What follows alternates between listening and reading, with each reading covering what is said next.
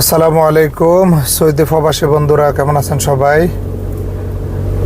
Saudi প্রবাসীদের জন্য নতুন একটি সুখবর হলো, যারা হুরুফপ্রাপ্ত, সৌদি মানব সম্পদ মন্ত্রণালয় ঘোষণা দিচ্ছে যারা হুরুফপ্রাপ্ত তাদেরকে বৈধ হওয়ার সুযোগ দেওয়া হয়েছে। এর আগে সুযোগ দিছিল হাউস ড্রাইভার আমেল মঞ্জিলি যারা ছিল হুরুফপ্রাপ্ত ওদের। বর্তমানে সুযোগ দিচ্ছে আপনি মুআসাসা, যারা মুআসাসার আমেল হুরুফ খাইছেন তারাও বৈধ হতে পারবেন। কিন্তু সত্য হলো, আপনি সৌদি আরবে আসার পরে কমসে কম 1 বছর কফিলের আন্ডারে কাজ করছেন, এর পরে কফিলে হুরুফ দিছে, এখন আপনি বৈধ হতে পারবেন। যারা 1 বছরের ভিতরে কফিলে হুরুফ দিয়ে দিছে তারা বৈধ হওয়ার কোনো সুযোগ নেই।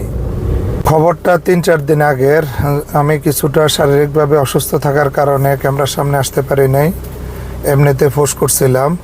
তা আপনারা আপনাদের কুয়া সিস্টেমে গিয়ে মক্তবে গিয়ে যাচাই বাছাই করে কত আসে খরচের পরিমাণটা আমি শিওর জানি না।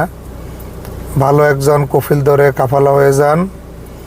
আর টিকটকে অনেকেই কাফালা করাবে এরকম বিভিন্ন পোস্ট দিচ্ছে। এসব দান্দাবাজদের খপ্পর থেকে সাবধানে থাকুন, কারণ এরা একবারে নিঃস্ব করে দেবে। সবাই সামনের স্টেপ কি নেবেন, সাবধানে নেবেন। এসব টিকটকার দালালদের খপ্পর থেকে আল্লাহ তাআলা সবাইকে হেফাজতে রাখুন। সকল প্রবাসী ভালো থাকুন, সুস্থ থাকুন, এটাই কামনা করি।